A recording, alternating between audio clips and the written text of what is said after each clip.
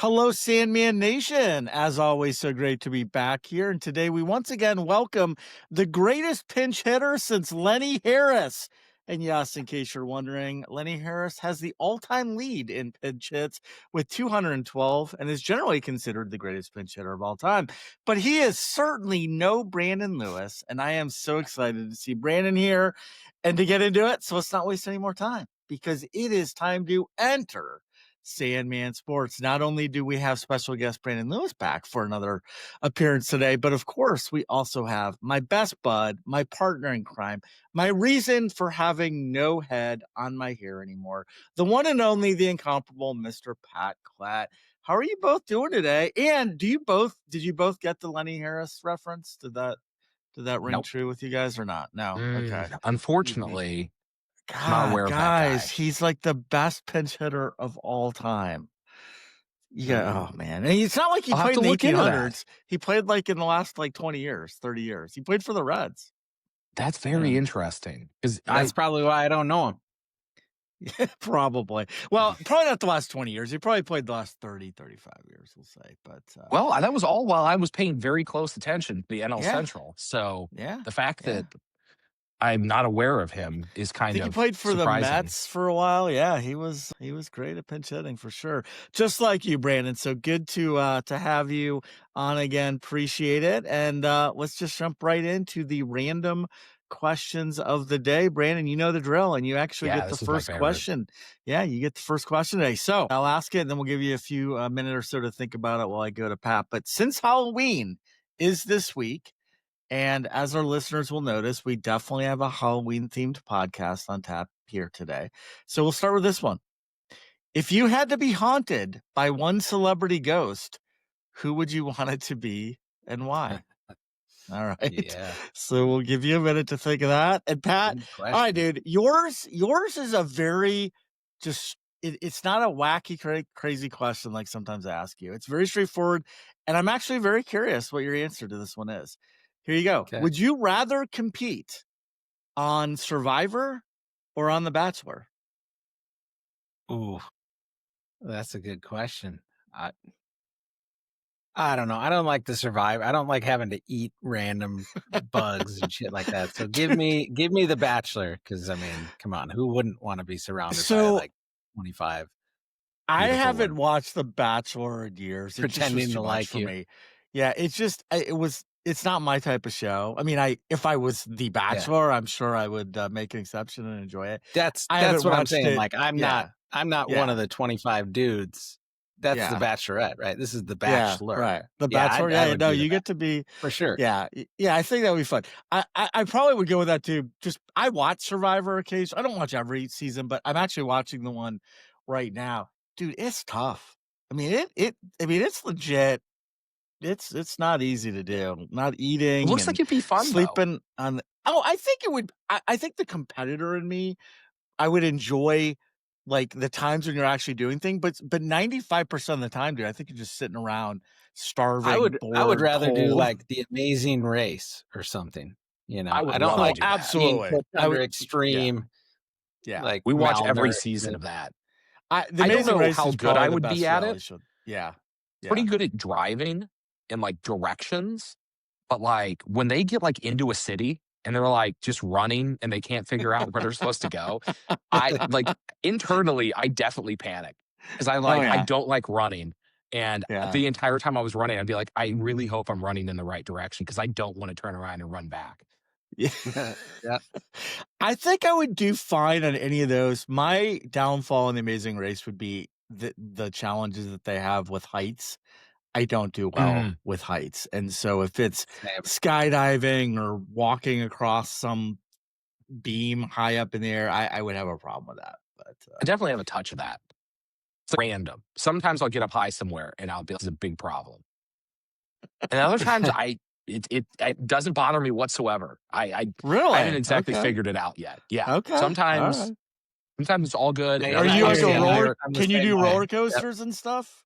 Oh yeah, absolutely. Yeah, okay. Roller coasters don't bother me. See, I used to. I think honestly, it is an age thing. I think as I've gotten older, I've gotten the height sensitivity. It could be. Mhm. because it definitely I feel like it's a stability thing. So Yeah. we went to this, you go get up in the trees and there's zip lines and you're climbing across things. And every time I got to a platform that was not sufficiently wide, I feel like I'm going to fall out of this tree. And I'm just not bendy enough to make sure I don't tip over. Yeah. I think it's a stability thing for me. Yeah. Well, all right, man. What about a celebrity ghost? If you had to pick one, who would you want to come back and haunt you? Sorry. I think I went JFK. Oh, wow. All right. Yeah. What do you think he'd give you the scoop on like what happened maybe Well, or there's that. That was yeah. the first thing that came to mind. And then second, that accent's great. If you just had a Yeah. ghost that, like, tried to haunt you in that, like, northeastern accent, it would be great. You'd be like, "I have no real way for you to scare me." I would just be giggling and just going, "Yeah, no, no, That no, tell me it more." is that is hard to be scared by a New England Yeah, accent. Yeah, Yeah. that's pretty yeah. good. I like that a And lot, do yeah. you think would he bring Marilyn Monroe back with him, I wonder? Well, Could we and have a so I'll be dual honest, that was tandem? the first one that came to mind, was Marilyn Yeah. Monroe. And then Yeah. I'm like, "What am I gonna do with a Marilyn Monroe ghost?" Like, Yeah. no, no, no, I want some information. I don't need her I just lo singing me happy birthday. I love Like, the analytics that go behind yes. the answers to these questions. That's But, like, I want somebody fantastic. with an interesting voice that can tell me some stuff. Yeah, yeah. That's a good one. I don't think I would have ever guessed JFK would have been your guess, so that is a good one. Well, guys, we have no ghosts on our website, but we do have content to help you win Survivor for those pool players. It's a little different than the Jeff Probst version, but let's be honest, ours is much better and more fun. So be sure to check us out at cmansports.com for all kinds of awesome content. We publish at least 4 to 5 new articles each day, ranging from all the major sports. Some are more on the general side of sports, some are more specific to the sports betting world. But if you like smart, entertaining takes on sports and sports betting, please visit us and be sure to follow us on Instagram, Facebook, YouTube, and TikTok. All right, guys. Well, let's get in the opening. As I mentioned earlier, this episode will certainly have some Halloween themed elements. And so, with our opening, I actually have two distinct segments for you both. We're going to start with the world of horror movies, which I think is appropriate this time of year. They're always popular for a lot of people, but especially around Halloween. So I just want to know a couple things. Okay. One, do you like horror movies or not? Are they your thing? Two, if so, what are some of your all time favorites? Talk to us and the audience. Let us know which ones you really like. And even if you don't like them, what's the scariest movie you've ever seen? So I want to hear that. And then finally, and this is just because of my inquiring mind, and I watched this movie not all that long ago, and I think it's kind of a polarizing movie. I want to know if the Blair Witch Project counts as a real horror movie and if you actually like that movie or not. So let's start with these, and then we're going to move into a kind of a sports themed version of Trick or Treat. But first, we'll start with this. So, Pat, what do you like horror movies or not? Are those they your thing? I didn't grow up watching a ton of 'em. I did watch The Nightmare on Elm Streets with Freddy Krueger. Okay, I thought he was funny and it was good. It was entertaining. Yeah, I like I'm not my sure I've serial ever. killers to have a Okay, little bit of a to sense have of a little humor. bit of So, wit. Okay, I'm like 20 pages from being done reading Stephen King's It. So I I'm know you definitely going to love the watch the Stephen King movie. stuff. Stephen King, That's Yeah, dude, he's awesome. the best. But so I'm going to watch that movie as soon as I'm done with the book. And then, yeah, but I wasn't really a big horror movie. The one that got me, the M. Night Shyamalan. Did you ever see, I think it's called The Town. Maybe it's the called The Yeah. Town. is it the town or the Or The village? Village. It's a village. Yeah, The yeah, Village. Yes. yeah. Yeah. That's Okay, right. That one was pretty good. But what was the one? The Blair Witch. I watched a little bit. I mean, I watched that, I remember at the yeah. time, but I didn't think much You of don't. it. It's just kind of like Okay. shaky camera, Oh, definitely the shaky not much camera. substance, not a Okay. lot of substance. Yeah. So I'm not a Yeah. big supernatural guy. I mean, I've never been visited by anything supernatural. I'm pretty skeptical. So who knows? Yeah. Well, Brandon? maybe someday you will be visited by JFK. Yeah. It was not Lee Harvey. It was, yeah. Oh No, shit. I All will right. not. I would not want to be visited by JFK's ghost. Yeah. That Yeah. would be boring for me. I'm not a big history buff, so Oh man. What about you, Brandon? I'm always on the lookout. Like I don't believe, but I want to be proven wrong. Okay. Like I'm looking. I'll tell actually the best one that I ever had brought up to me was in Cincinnati. I was in town for work and we went to a Reds game and one of the attorneys that was with us was, "Hey, let me show you some photos. We have this house. My sister has this house in an old part of Cincinnati." And she's, "Look at these photos that we got. Clearly, there is a dog that's like barking at a door, and you can see an outline of a person Yeah. in front of the door." And I was like, Mhm. "Okay, I am now very interested in what you guys Yeah. have going on."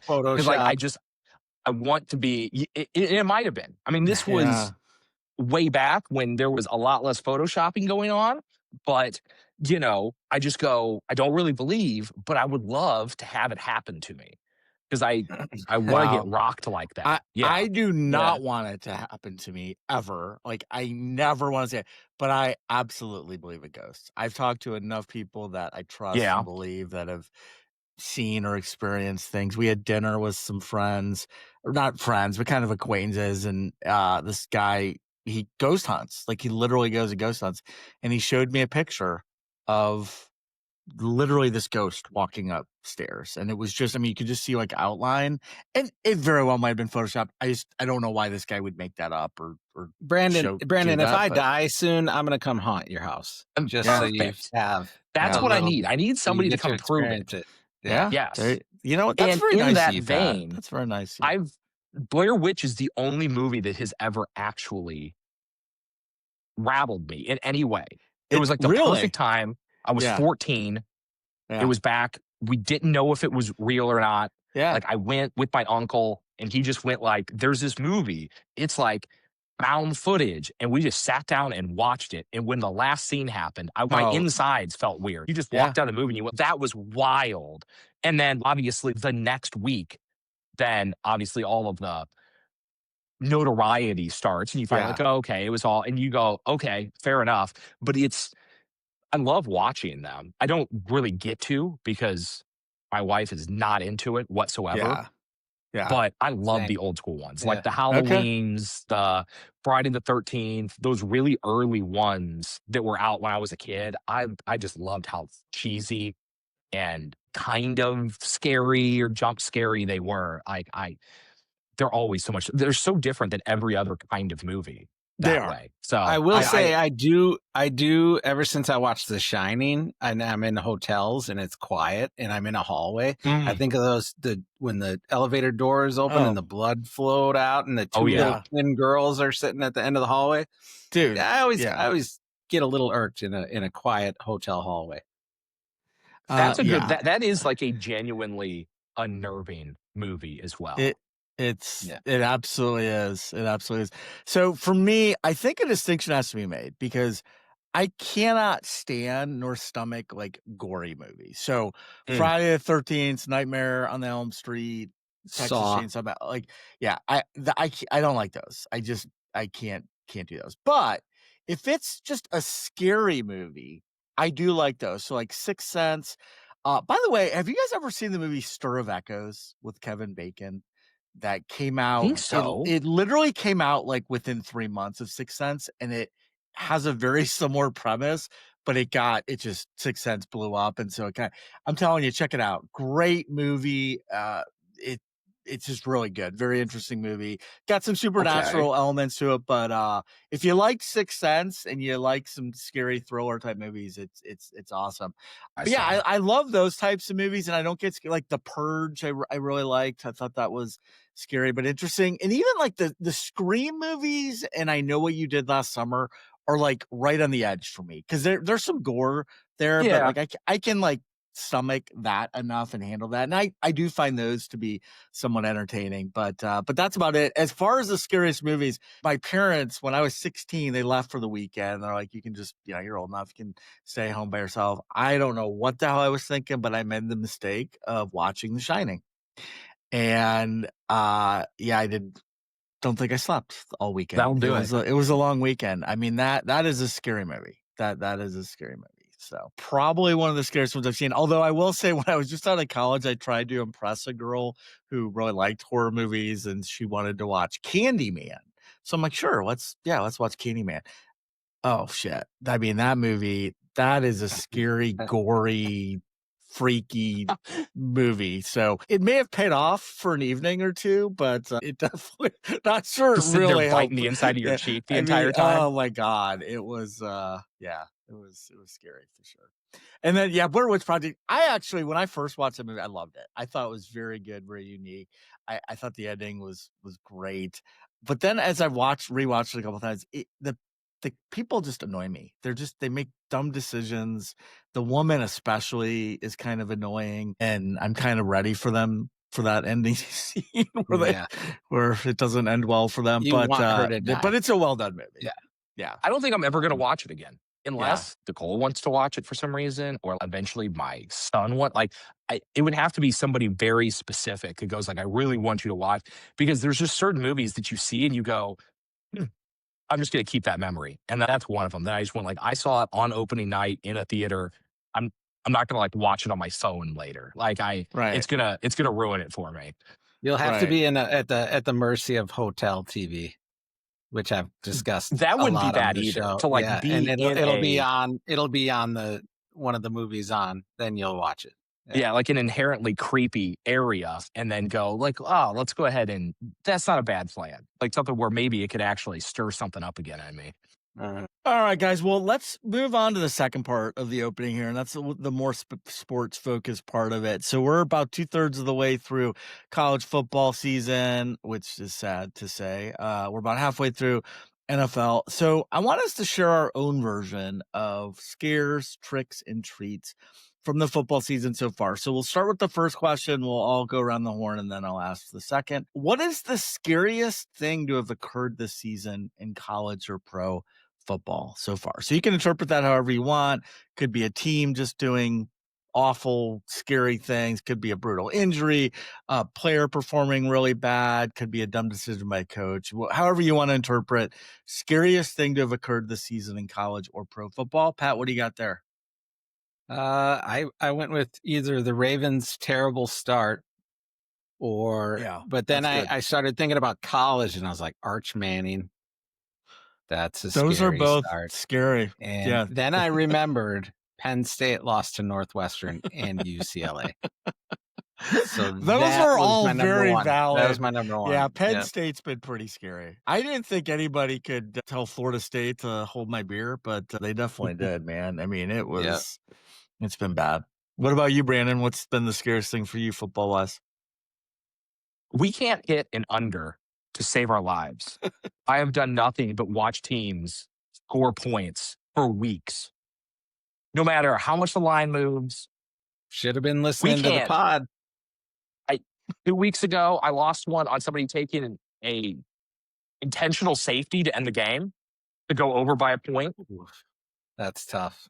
Thursday night or Wednesday night, whatever the night was before we talked about me coming on today, I took an under, and they scored 28 points in 5 minutes. I hadn't even turned the game on yet. I just saw it on my phone. I was like, oh, a touchdown. That's not too bad. And then another notification popped up, and I was like, what's happening? And I clicked, and then they had scored a third one by the time I clicked the notification. And it's all the way across, like almost every under. So yeah, no, the unders now scare me. Yeah. I don't bet overs, so I don't know what I'm going to do with the rest of my college football season. I'm more of an under guy too than an over. I've always have been, but at least the nice thing with overs is you always have a chance, right? Sure. There's always hope for you no matter what. I once saw a shirt, I think somebody was wearing, gambling related, that said, it's not under until it's over, which is just great. I mean, you can't sum it up any better than that. So yeah, no, that's perfect. And that's why everybody loves betting overs. Yeah. But they are mathematically the wrong way to, because that's where everybody leans. So no, I agree. That's been a horrible start to the college football season. Yeah, well, for me, I got to give credit to our missing partner in action here today, Bill. I'm going to give him some love. He actually laid this out a couple weeks ago. He was talking about how bad the MAC is, and I kind of poo-pooed it at the time, and I was just like, they play a lot of Big Ten teams to open the season, and they're better than that. But the more I looked into it, guys, I have to come out and say the MAC has to be the worst FBS conference in America, and not just this season, but honestly for quite some time. I love the MAC. I went to Miami of Ohio. I live in Ohio where there's a million MAC schools around, but they have only one team who's undefeated in conference, and that's Miami of Ohio right now, 4-0 in the MAC. And their overall record is 5-3. And the best overall record for any team in the MAC is 5-3. It's Miami, Central Michigan, and Ohio. They also have four of the worst teams in all of America with Akron, Eastern Michigan, Northern Illinois, and one of only two winless teams in the U.S. right now, UMass.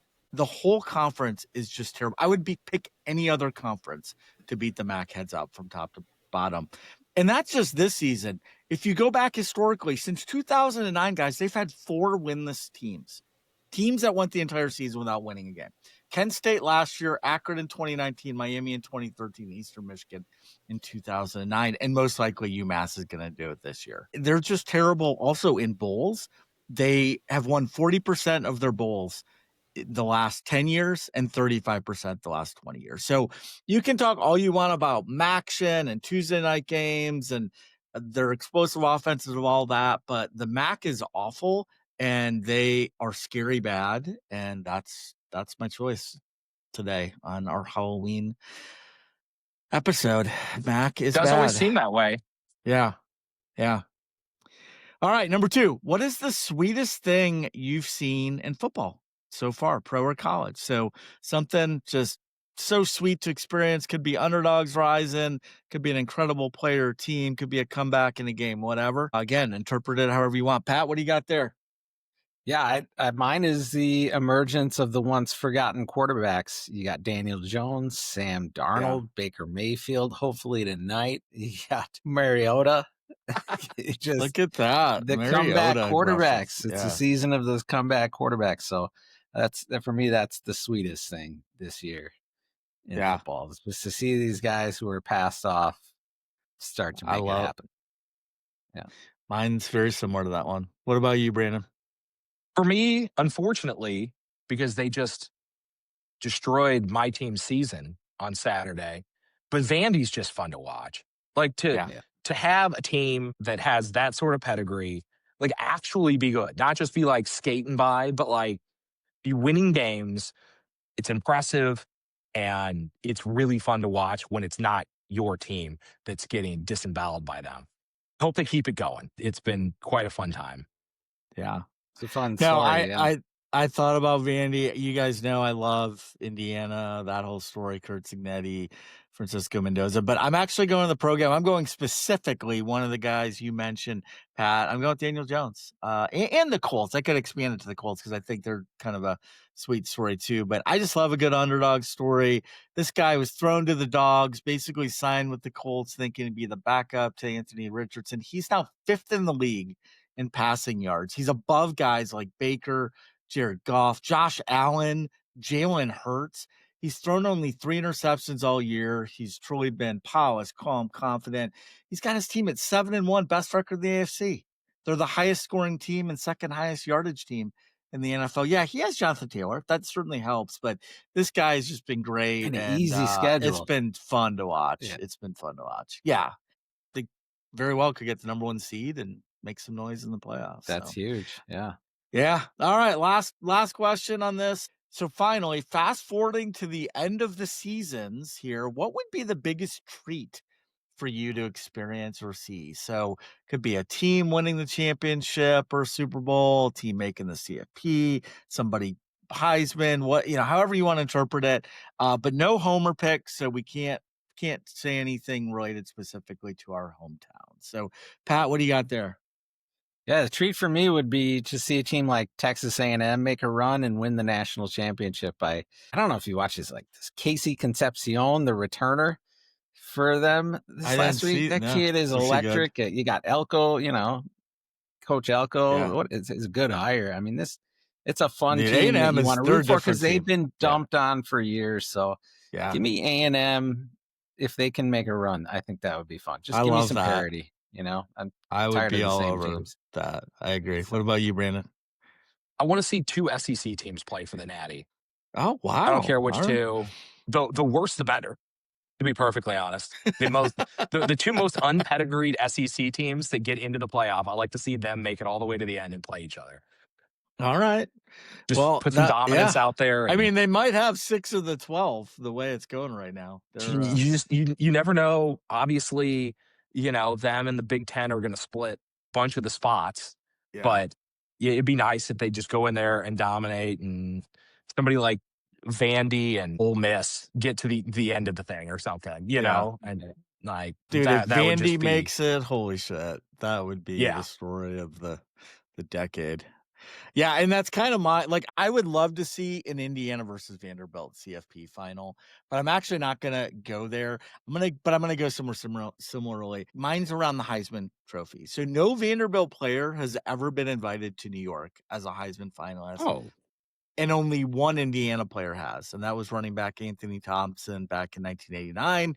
He finished second to Andre Ware. So the treat I would love to see is both Diego Pavia and Francisco Mendoza invited to New York. You've got Vandy's quarterback, Indiana's quarterback that'd be representing, pretty and sweet. for one of them to win the Heisman Trophy and become the first for their respective schools. I just think that would be so cool. Yeah, that'd be yeah. great. Yeah, well, good one, guys. That was a lot of good stuff there. Tricks, treats, scares. I love it. But let's get into the rest of the show now in just a moment. We'll do Nailed It for week 8, then we'll share our hot takes, talk about our stone cold locks, where each of us will give our 3 best bets of the weekend. Pat had a very nice week last week. And finally, we'll Overs. wrap up this. Yeah, I know. I know. You went 3 straight overs. I love it.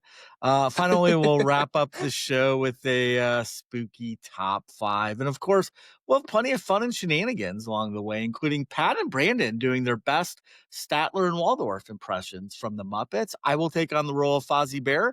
No word yet on Miss Piggy casting, but I heard Roseanne Barr is available. Okay, gentlemen, it is time for the segment Sweeping America. It is time for Nailed It.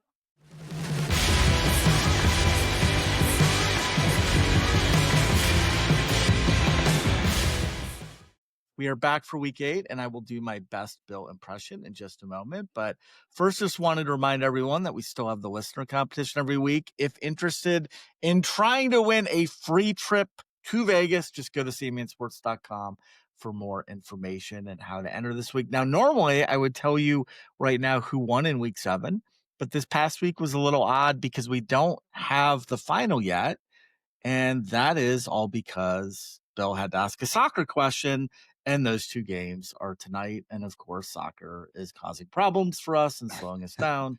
So that I'm sure is not a surprise to anybody who listens to us. But we'll be able to announce this week's winner on our website tomorrow morning. And for our standings, like I said, we're still waiting on that soccer question for us too. But as of now, Bill's gotten 3 points, Eric got 2, and Pat got 1. So Bill's in the lead with 18. I've got 16. Pat's got 15. And we'll update those next week as well to count the soccer questions. But all right, here we go, guys. So Bill sent me the questions. I'm going to read them just as he wrote them. Question number 1. In the battle of the Pac-2 conference, these 2 powerhouses will battle for every inch of Reser Stadium in Is this Corvallis, the Oregon. Beavers versus the Yeah, Cougars? this is the Cougars versus the Beavers. The game you've Favorite been matchup waiting ever. for. It is. You love when the Cougars I don't beat the know who to Beavers. choose. Uh, oh my God. All right. So we feel bad for these 2 teams kind of getting the short end of the stick with the whole Pac-12 dissolving. So we figured the least we can do is at least feature them in our Nailed It contest this weekend. So here's the question. How many points will the losing team score in this contest? Washington State is favored by 3.5, and the over-under is 47.5. How many points will the losing team score? Brandon did 24, Pat did 15, I did 17. Oh, good. I'm starting off strong, right in the middle again. I love it. All right. Question 2 on the college gridiron. There's always at least one team that disappoints us every season. Last year it was Florida State. This year it is Penn State. With all their struggles, James Franklin getting fired, in what many predicted to be one of the games of the year, the Nittany Lions travel to Ohio Stadium to face the Buckeyes. What will the margin of victory be in this game? The spread is currently 20.5, where Ohio State is favored. Does not matter who ends up winning, just the margin of victory. Oh, good. I'm in the middle again. Yay. Pat, 17. I went 24. Brandon thinks it's going to be a massive blowout at 35 points. You very well might be right. All right. We're going to hockey. Question 3 on the ice Saturday. We have all 4 of our favorite teams playing. The Kraken face New York Rangers. In Seattle, the Minnesota Wild face the Canucks in St. Paul, and Brandon's Blues face my Blue Jackets in Columbus. How many total goals will be scored by those 4 teams? Brandon went 11. I went 14. Pat went 11. All right. 11, 11, 14. All right. Question 4. Victor Wembanyama is an absolute freak. He's so skilled, 7'4". In the Spurs' first game of the season, he had 40 points, 15 rebounds, 1 assist. He also had a steal and 3 blocks, and all of that was in 30 minutes. So, question is simple. Sunday, November 2nd, they play the Phoenix Suns. How many points, rebounds, and assists will he have in that game? So, Pat's got 55, Brandon's 47, I'm 48. Oh my gosh. All right. Question 5. Sunday Night Football will be the Sandman, Seattle Seahawks, traveling to Landover to face my favorite team name, the Washington Commanders. Ironically, the Commanders play in Northwest Stadium. That is interesting. The Seahawks are 3-0 on the road this year. Sam Darnold has been really good overall for the Seahawks. Jackson Smith and Jigba has been phenomenal this year. In 7 games, he has 10 targets per game and 50 receptions, which equates to 7 receptions per game. How many total receptions will JSN have on Sunday Night Football? All right. I said 6. Pat said 9. Brandon said 4. All right. I said 6. Pat said 9. Brandon said 4. I literally was in the middle on 4 of the 5 questions. Yay. All right, guys. Well, that was good. That was fun. We'll get Bill's answers to offline tomorrow morning, and we will update everybody next week on how we did. Well, let's now get into hot takes. Yes, that's right. It is time for CMN Sports Hot Takes, brought to you by Double Take Salsa. Double Take, guys, it's not your run-of-the-mill salsa. It is small batch salsa and hot sauce made with real high-quality ingredients. Their motto is simple: flavor first, heat second. One bite hits you with bold taste, and then the spice sneaks up on you and makes you do what the name suggests: a double take. If you are serious about salsa, this one belongs in your pantry. Find them at doubletakesalsa.com or on Facebook and Instagram. All right, my friend Pat, start us off because it is hot take time. Hot takes, yeah. Well, we can call mine like a mild take, maybe like a mango habanero take.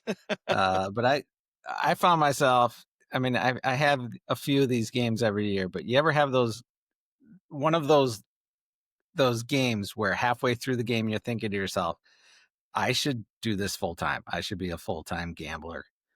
This is my calling.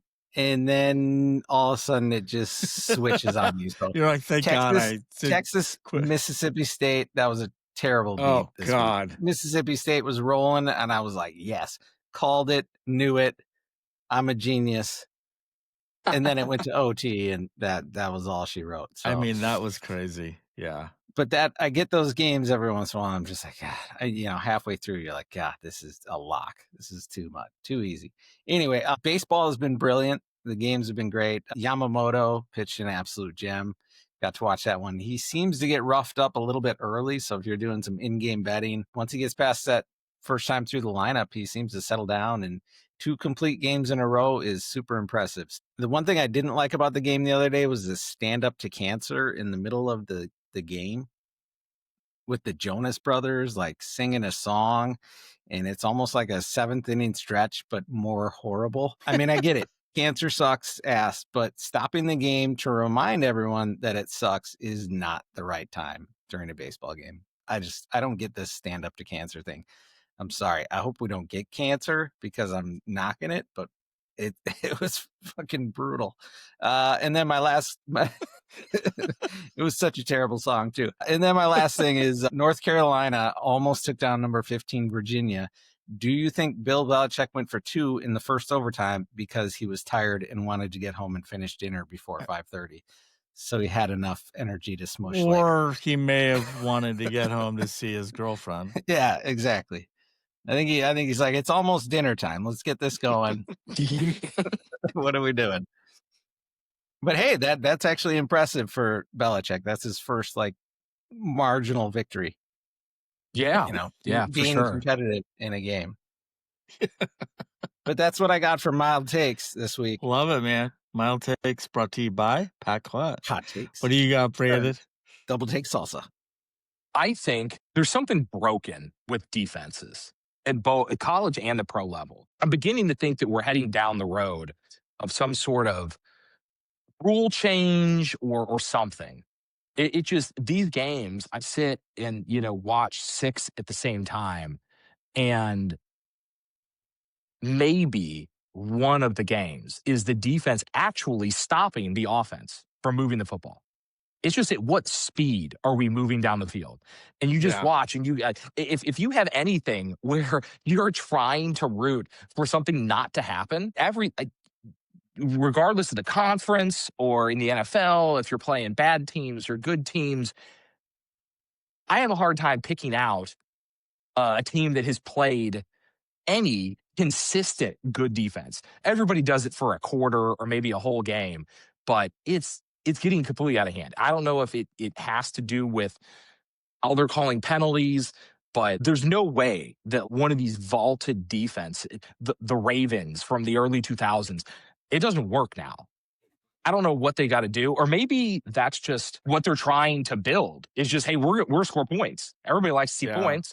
Let's get out there and score points. But like every quarterback is figuring out the Mahomes thing of just waiting until somebody's touching your receiver and then whipping the ball at them so that they can get pass interference yards. I don't know. Every time you're like, oh, we just need to stop here. It I never think fucking happens. it's so true. And I think it's a combination of some of the things you said. I do think that the leagues, NFL and college, both, they want points, and they've manufactured the rules to make it much more friendly to the offense. Watching defense, there are so many times when I'm like, why the hell? Why would you call that? Why do you have to call that? Even if it's within the letter of the law, it's a dumb law. It's a dumb rule, and you shouldn't call it. Pat has heard me rant on the late hits and like you touch the quarterback the wrong way or you look at the quarterback the wrong way.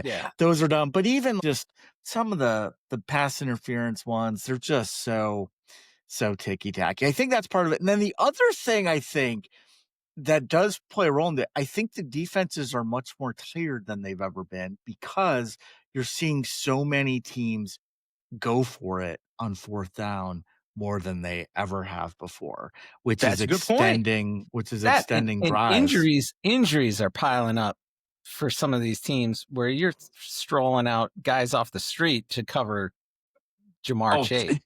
And I think that's a whole separate thing that some team or some such a violent game conference or they're going to figure out some way because these guys should not be getting hurt at the clip that they're getting hurt at, especially with the rules that we now have where you're not just blowing dudes up over the center of the field when they go for a catch anymore.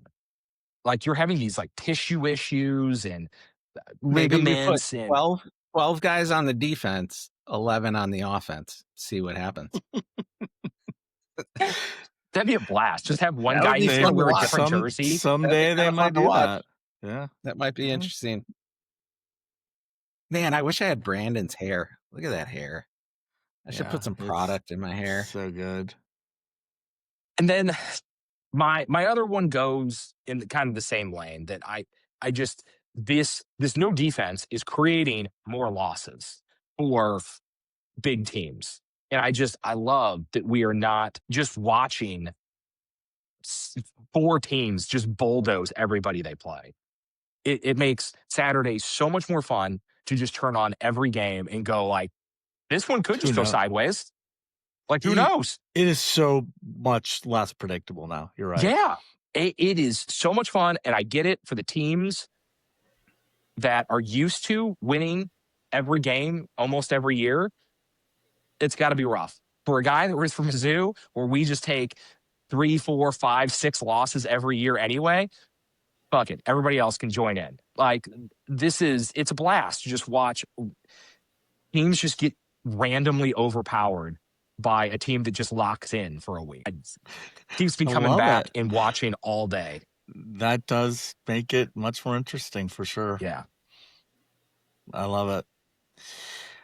Well, boys, so Brian Kelly was fired after 3.5 years in Baton Rouge, finishing with a 34-14 record and no national championships, which is notable to say because the three coaches at LSU right before him, Nick Saban, Les Miles, and Ed Orgeron, all were able to win natties in Death Valley.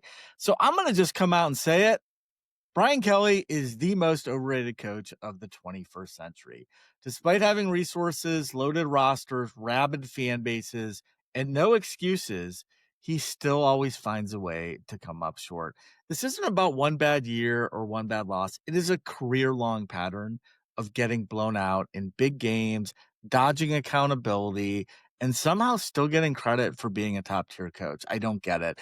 Let's start with the numbers. Against ranked opponents, Kelly's lifetime record is 35-37. That's not good. When the lights are the brightest, he flat out folds. Do you guys remember the 2012 BCS title game? I do, because Notre Dame got completely embarrassed 42-14 by Alabama. And I made an absolute mint that day because I knew there was no way they were hanging with the Tide with Kelly as their coach. So that was a good day for me. Now let's look at his record in the CFP and in major bowls. Oh, really good, Brian. 0-6 with losses to Clemson, Bama, Ohio State, Georgia, all by double digits, not even close. At OSU, he had a couple 10-win seasons. Yay, good for you, Brian. But he also had way too many unexpected losses. Notre Dame, I'll give him a little bit of credit. He did become the school's all-time winningest coach. But again, he's never won a title. He's never produced a truly dominant team. He went for 0 for everything in games that actually mattered. I mean, Gene Chizik has won a national title, guys. Gene Chizik, but not Brian Kelly. So he's been at Notre Dame and LSU, two of the best football factories in the country, and he still can never do it. And I haven't even gotten to his prickly personality yet, where he truly seems like the biggest dick in the game.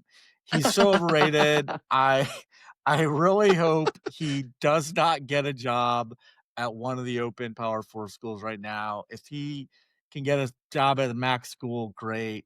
Enjoy that, buddy. But I just don't think he deserves anything better. I hope he watches this and like a single tear just rolls down his cheek.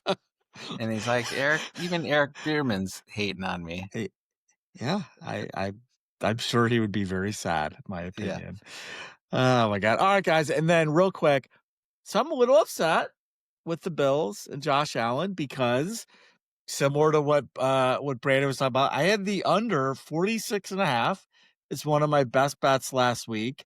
And then the line moved to 48.5. So I personally was like all over the under at that point.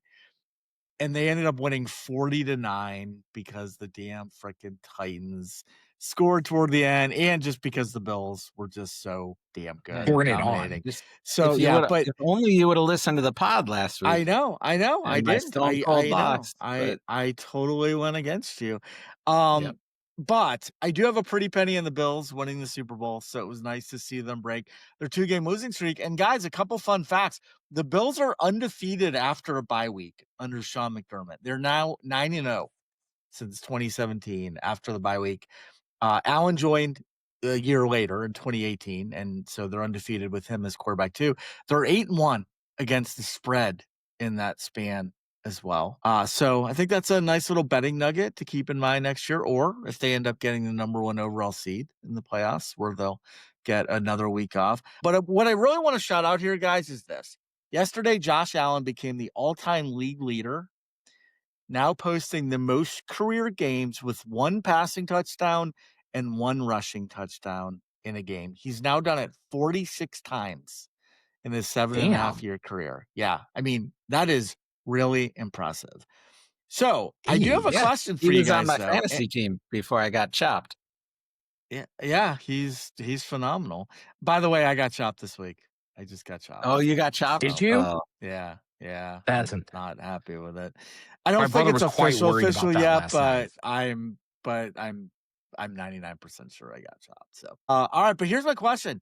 He's number one at 46. Any guesses as to who number two Cam is? Newton. It's Cam Newton. It is Cam Newton. That is really impressive, dude. I would not have. I just would not have thought he had that many. But I knew he was good. But that's good. And then tied for third is Steve Young and another guy who I would have lost a big bet on this one. Roethlisberger. It is not Roethlisberger. Oh. But this guy has 31 career games of at least one passing TD and one rushing TD, and he is active today, currently playing in today's game. I would have never guessed Is it Mahomes? this guy. It's not Mahomes. I just never realized this guy had so many rushing touchdowns. You never think of this guy. Kyler Murray. Nope. No? Herbert? Dude, it is Aaron fucking Rodgers. Oh, right. I should have known that. I never would have guessed that. No, he used to run touchdowns in all the time. We forget about him because he's ancient now. Yeah, because he's old. Damn it, I should have. Yeah, I should have thought about that. No, that's a good call. That's a great piece of trivia. Yeah. So anyway, all right, guys. Well, let's get into our Stone Cold Locks now. It's time to make some money, hopefully. Pat brought it strong this past week, going 3-0 on his full overs card. Nice job, Mr. Klatt. Bill and Eric both struggled a little bit. We went 1-2. So our season records are now Bill, 17-10. Pat is 14-13. He's above the Mendoza line there, and I'm at 12-13-2. So, all right, Pat, why don't you keep the hot streak going and lead us off? All right, New England is giving 5.5 points versus Atlanta. The Falcons are reeling right now, and Captain Kirk Cousins isn't the answer. New England will be at home, and the Dirty Birds have zero chance here. I think 5.5, you could probably bump that up to 10.5, and I'd still take New England. Kirk Cousins, he had didn't he have 6 yards passing or something? Yeah, it was not good. He had a really bad game. Which is, I mean, they made the Vikings look bad, but early in the season. But yeah, they're not going to go into New England and do anything. So no, they sure are not. Good. That was my number one pick as well. I think. Oh my God, put New England against a bad team for less than double digits. I'm riding them the rest of the season and until they trip. They have been playing so consistently and have been taking advantage of bad teams so consistently that I can't leave them off. Yep. Great minds think alike. I love it. I'm going to the college game, and you mentioned this team. I'm not going with this team, but they're in the game I'm going with. You mentioned Vandy. They're 7-1 with back-to-back wins over ranked LSU and Missouri, led by gritty quarterback Diego Pavia. Both wins were at home, though. LSU and Missouri were both weekend. LSU is just in a complete free fall, having lost 3 of their last 4. They just fired Kelly. Mizzou played with their backup quarterback most of the second half. Vandy also needed a late turnover to seal the deal. They now go to Texas. Texas is 1.5-point favorites. I really like Texas in this game. In Vandy's only significant road contest this season, they lost by 16 at Alabama. They now have to travel to Austin for a third straight physical game. And despite all the crap that the Longhorns have taken this season, along with Arch Manning, guys, they're still 6-2. Both of their losses were on the road by 1 score. They're now back home. Their offense is 100 yards per game better at home, so they should be able to move the ball and score some points. They have the 13th ranked defense still. That should frustrate Pavia, much like Missouri's did most of that game. I actually expect a blowout by Texas in this game, so we'll give the 1.5. Wow. I like Yeah. it. That's a bold call. I'm gonna go my second one. Jaguars given 3.5 against the Raiders.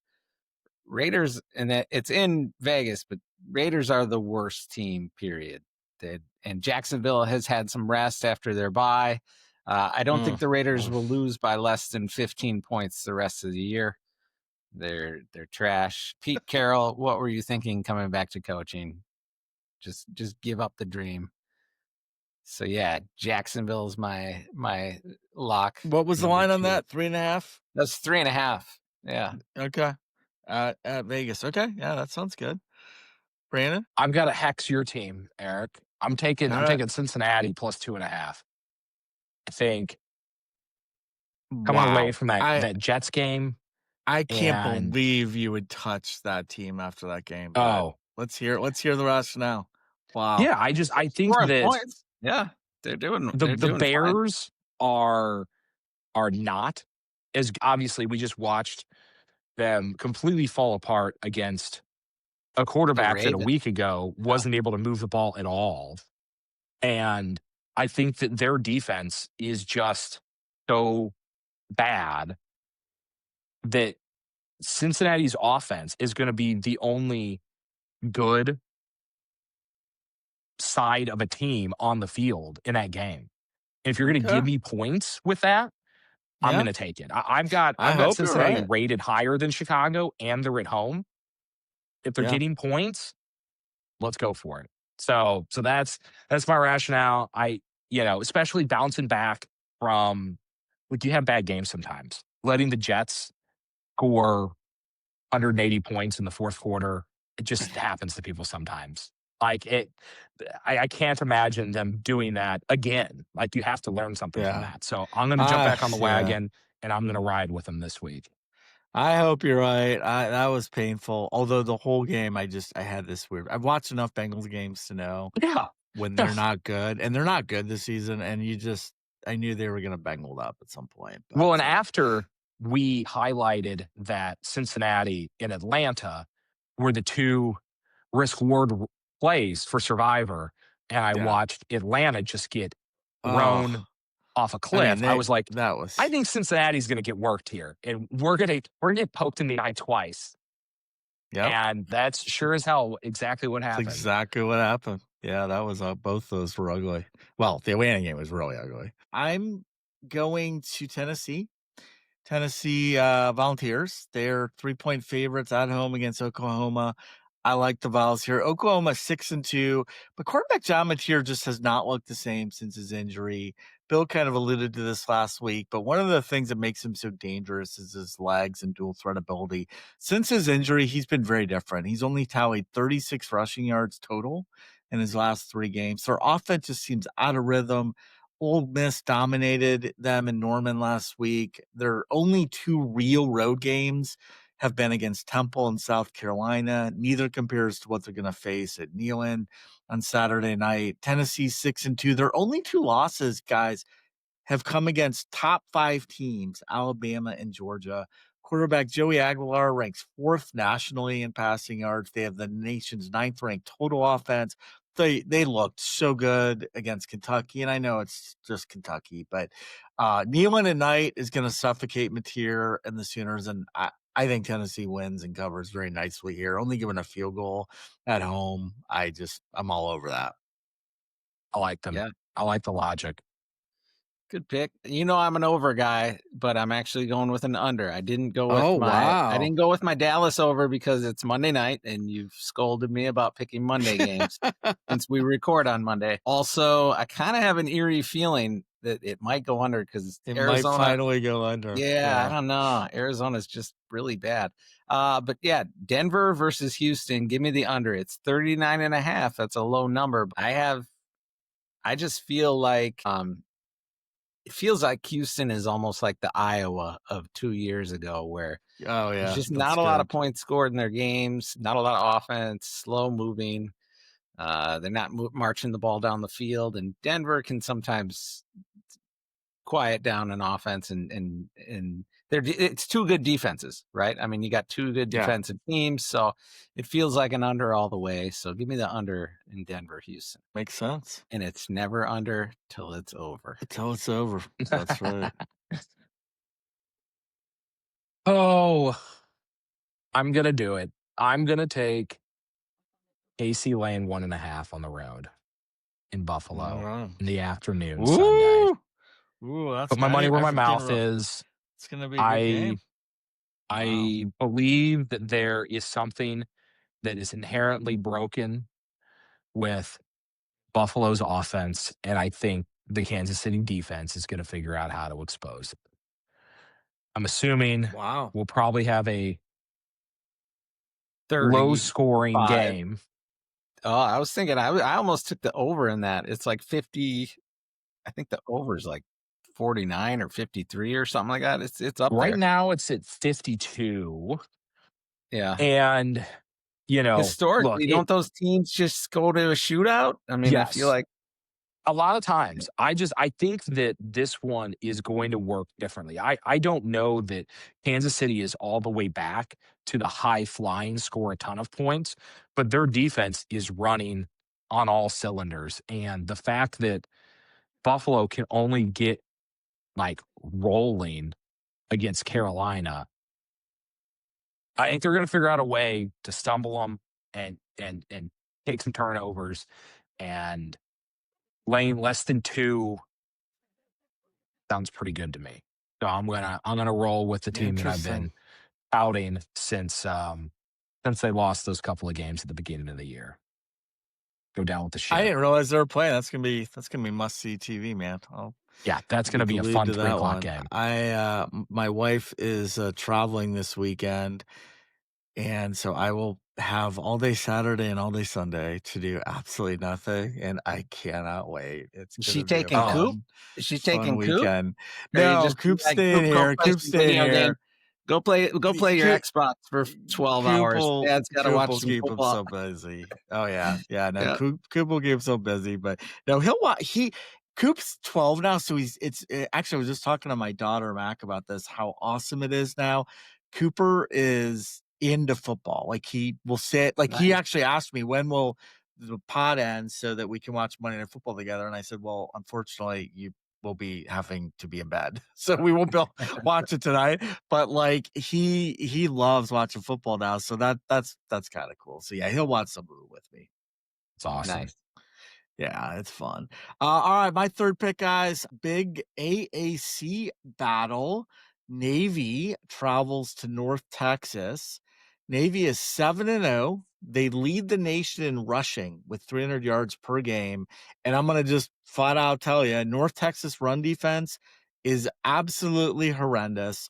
They're bottom 10 in the country. So Navy will certainly be able to run. However, when peeling it back, Navy has had a very soft schedule. Their only win over a winning team was by 1 point versus Temple.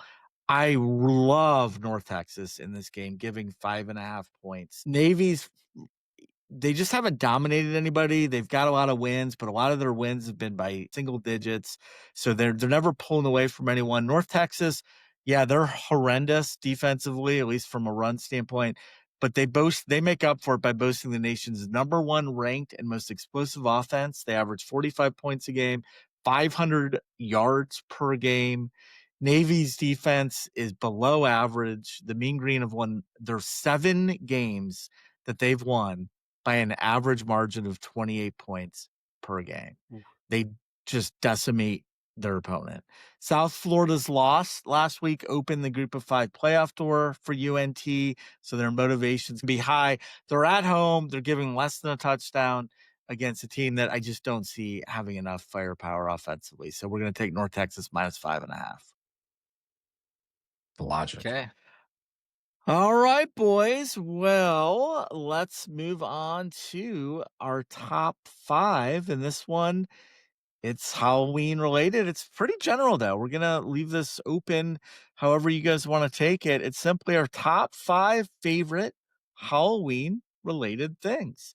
So this can be Halloween related movies, television shows, songs, holiday traditions themselves, favorite costumes you've seen, any interesting Halloween related stories, really anything or semi related to Halloween can make your top 5 here. So we will let Pat kick us off with your number 5 and number 4. All right, my number 5 is pumpkins or pumpkin seeds, jack-o'-lanterns, if you want to call them that. Once they're carved, are always interesting to Jack-o'-lanterns. see on the What front is step. the difference between a jack-o'-lantern But and a I think a pumpkin? Is there a jack-o'-lantern difference? is if it's carved and it's got a candle in it, and the pumpkin's just a pumpkin. I mean, I don't know. That's breaking news. I honestly, Sounds right. Sounds about right. Makes sense to me. I've never heard that. It's That fun to makes see the sense. different designs up on people's front steps. I don't really care for carving them myself, but I always look forward to the salty roasted Oh, seeds.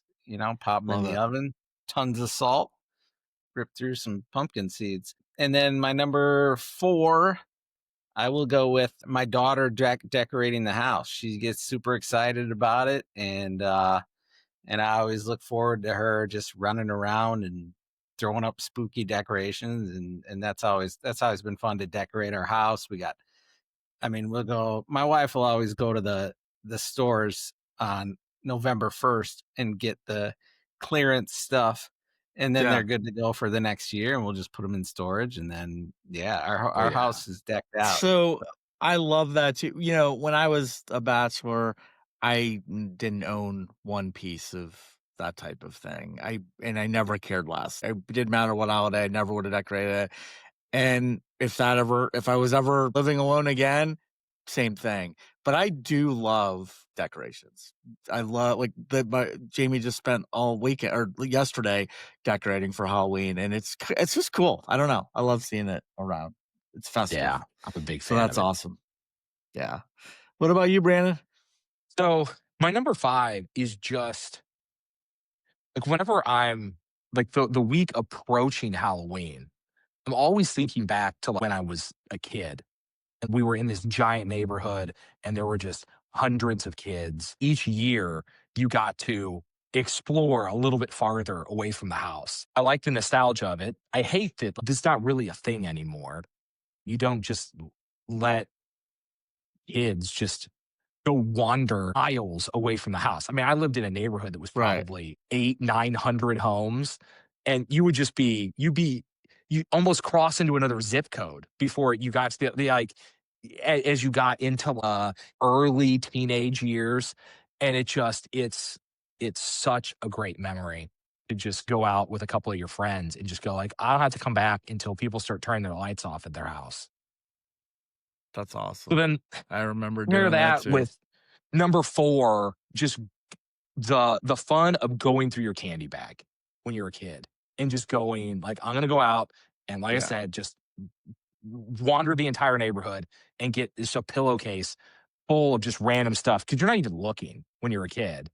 You're just running off and they're throwing some stuff in there, and you go home and you just dump this whole thing on the floor and just start looking through stuff. And it's such a singular event to have something like that happen when you're a kid and you're into candy. It's the best thing to think back. Do you guys give out like the same type of candy every year, or do you just like buy whatever is there? Whatever's And do at you the guys ever buy store, do yeah. you ever buy the big candy bars? Do you ever do the big full I'm size to not be giving cool? kids big candy bars. You think I got that kind of money, Beerman? You're so cheap, It's- Pat. If I Jeez. get to the I make my- store, Pat. I make my kids go out early and then bring back what they have and then and then contribute give that and then half give that out.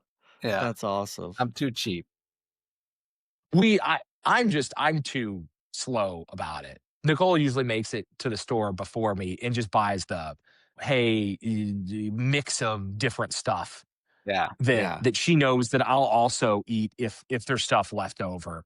I would be an absolute hooligan about it if because I love treats. So I would just go through and pick out giant things of everything that I'm into and then give that to people. Yep. But Yeah. it'd be one of those things where you come home, you'd be like, how much money did you spend on candy? to like give to Yeah. strangers, and you'd be like, yeah, that's not the best idea, but here it is. Yeah. You give Yeah, out we did apples go to and the big toothbrushes. yeah, I'm sure you did. I'm sure you did. We And did then the big candy bar thing a couple years ago. We started doing it. We bought them at Costco, which was more reasonable, but it is really expensive. And Yeah, so this year but you we're do back become to famous in the your fun neighborhood. stuff. yeah. Oh yeah, You people know, love it. How do Yeah. you go like back from that? everybody You can't give knows the out big houses that candy do that. bars and then the next year give out little ones.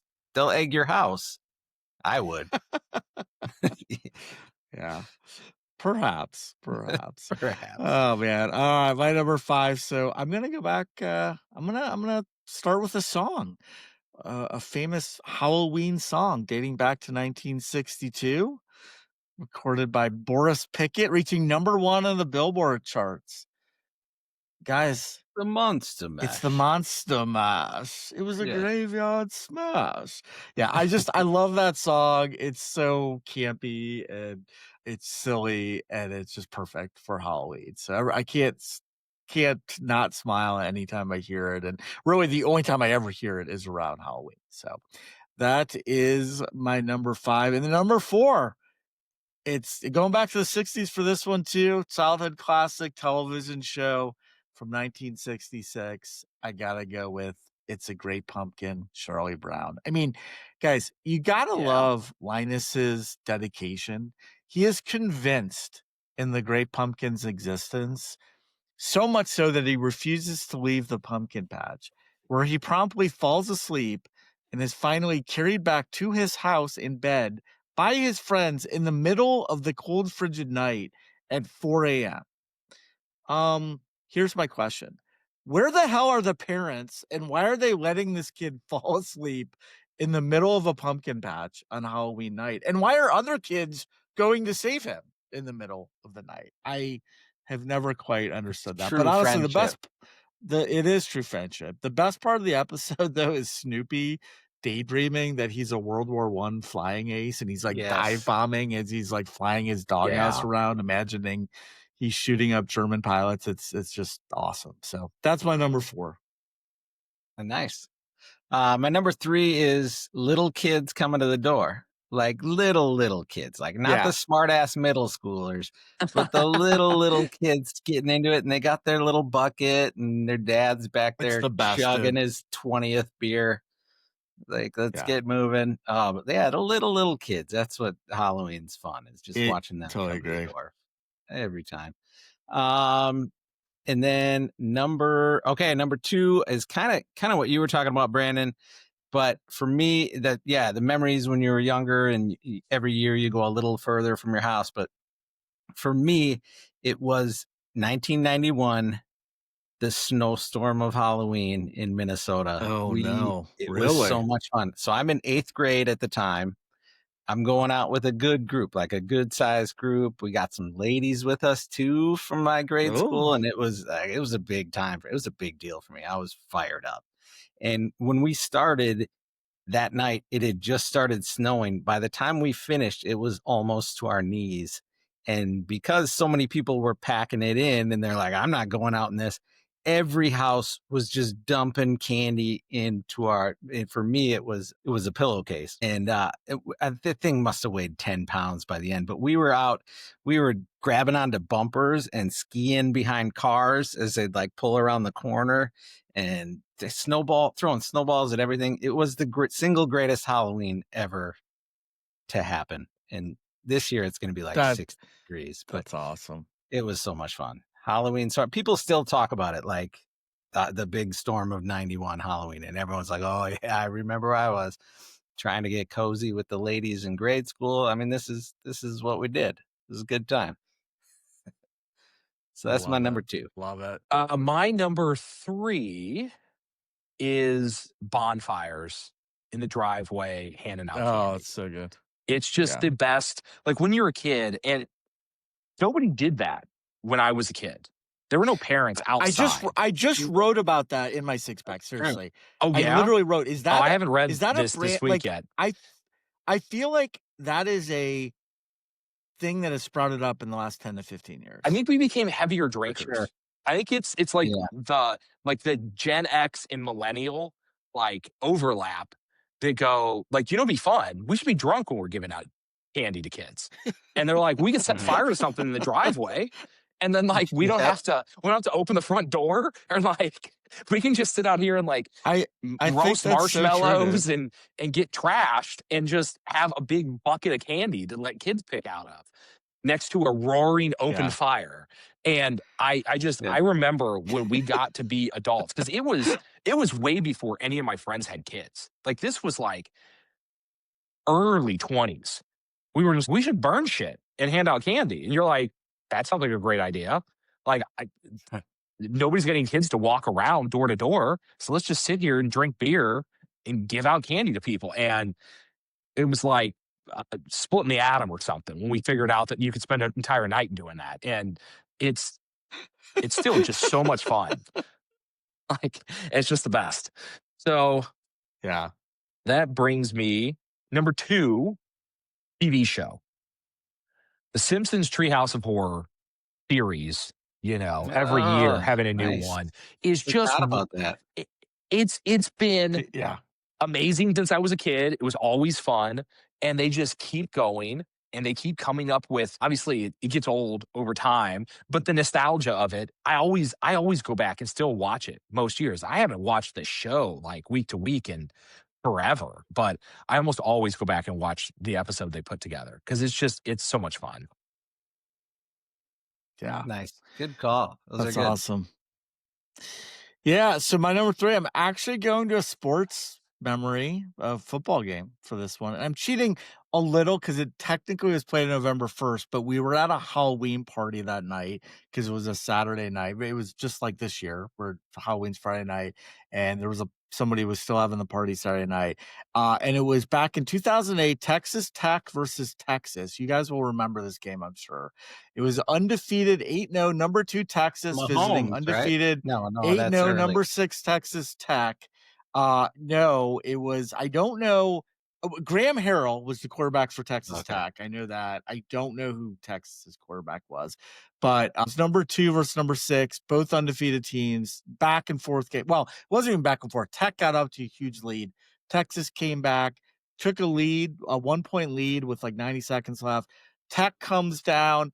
They're on the 28-yard line with 8 seconds left, but they want one more play because they're not confident in their kicker. He throws to Michael Crabtree. Crabtree catches the ball on the Yeah. 6-yard line, sidesteps a guy, runs into the end zone with 1 second left and wins the game. The Tech crowd goes crazy. Tech goes up to number, I think, 2 in the country in the rankings the following day.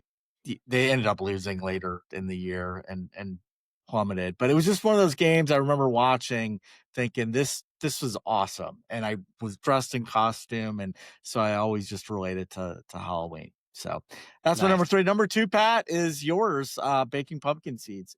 I love it. I actually like carving pumpkins. It's not like it's work, but I enjoy doing it because my kids like it. But I love pumpkin seeds, dude. I've done it since I was a kid. My mom always did it. There is nothing better than eating pumpkin seeds, man. Salted pumpkin seeds. Oh, So good. right. Fresh out of the oven. Just so good. So yeah, that's my number 2. What do you got for number 1, Pat? Right. My number 1 is Sexy Nurses and French Maids. I don't know if you guys have ever been. Look, hear me out on this one.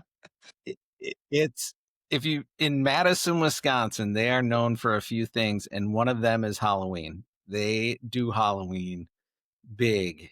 Their parties are everywhere and everyone's in costume. I went once in college and it was a never ending parade of shitty apartments and frats, and it did not disappoint. We just bounced from the next house. Like you weren't invited anywhere. You would just go follow where people were going, go in, maybe pay $5 for a cup or maybe not. Just bring your cup from the previous house. But it was awesome. And the funny thing is my wife went there one year too, and her friends did not get the memo that you have to wear like slutty outfits. And so they all dressed up in like full pirate gear.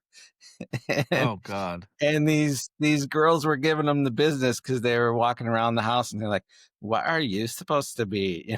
Like you're supposed to be either a kitty cat or a French maid, or like, and wear absolutely nothing. And anyway, Madison, Wisconsin Sounds Halloween, it's sounds like notorious, a great party great to go every to. year. Yep, and I Yeah. was able to And they experience still do that. that? Like, it's still I mean, yeah, it's still it's a an thing to unofficial thing. It's an unofficial Yeah. thing, but it's talked about. People know about it. Okay. It's kind of a big deal. Awesome. But yeah, Kind of a big deal. That's that's number awesome. one. I did that as number one mainly for Bierman. Yeah, thank you. I know what the big guy I'm likes. very I know what he jealous. likes to hear. I'll be Googling it. You'll be checking that out later. My number one What about you, Brandon? is the mix of sports and Halloween. I love Okay. when Monday Night Football falls on Yeah. Halloween. Yeah. Yeah. To the best of my knowledge, the thing that got me hooked was 1994 Bears Packers on Halloween. And we went out, we did some Halloweening, we come back.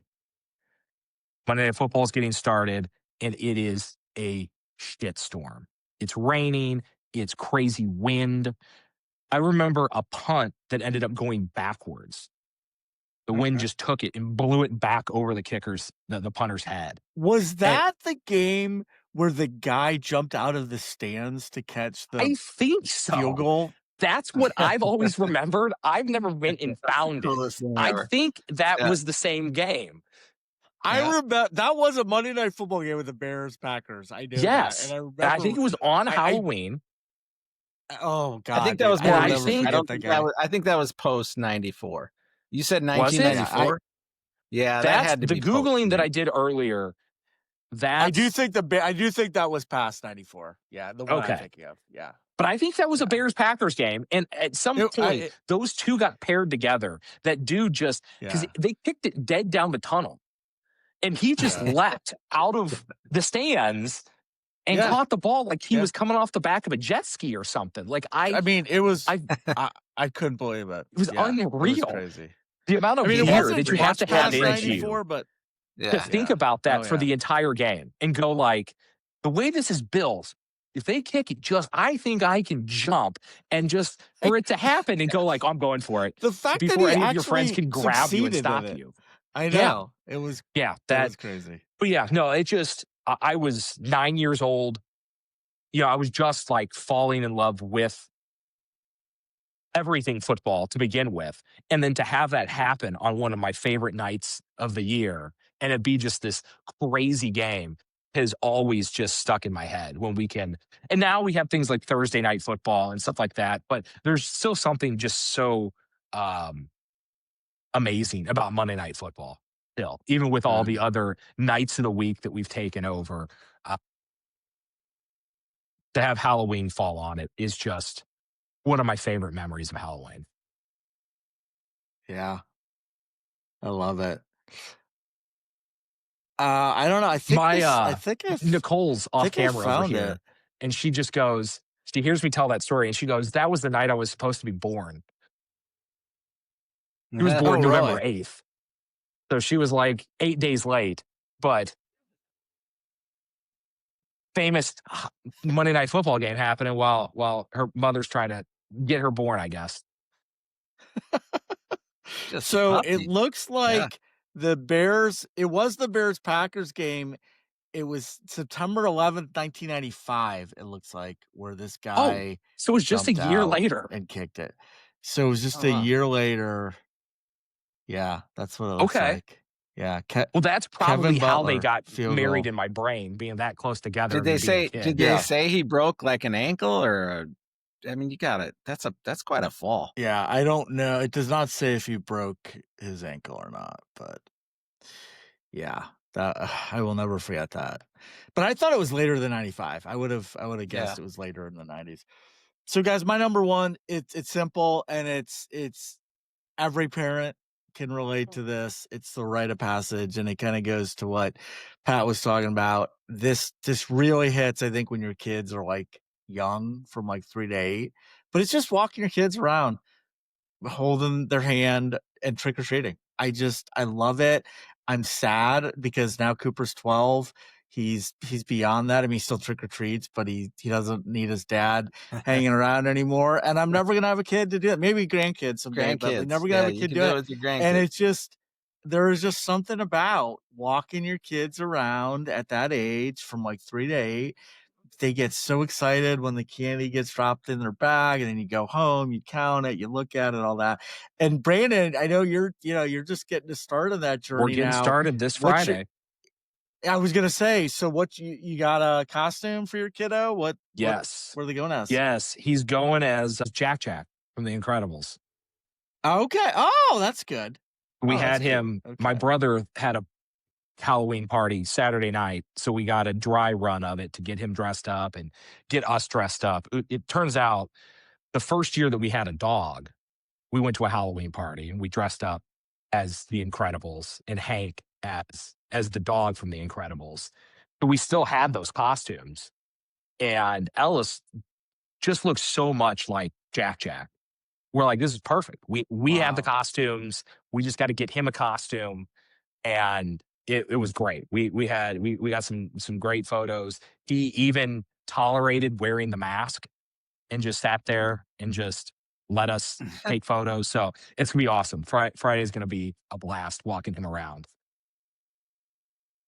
Yeah. Nice. Yeah, you will enjoy it. I hope you really do, because it's pretty Oh cool yeah. as a parent to get to do that. Yeah. I am so pumped. Awesome. Yeah. Well, guys, it was a great top five. Thank you for sharing all that awesome memories from Halloween's past, and it was another awesome show. Appreciate you both, Brandon. Thanks again for filling in, man. Always Thanks good for to having see you, me. Mr. He's the Clet. best pinch hitter So in the business. he is best. He's the Lenny Harris of the Mhm. podcasting business. That's what I I'm gonna call him. go look him up here when we get done. You did, yeah. Go look him up. Pat, so good to hang with you again, brother. Thanks for joining us from Loveland, Ohio. And of course, thank you, everyone in CMA Nation, for joining us and listening. We appreciate you so much. Be sure to check us out, cmansports.com, and follow us on social media. We'd all love to keep it going tonight, but sadly, it is time to exit Sandman Sports. Have a great weekend, everyone. Happy Halloween. Have a safe night. Enjoy the holiday. Enjoy the games. Peace out and take care.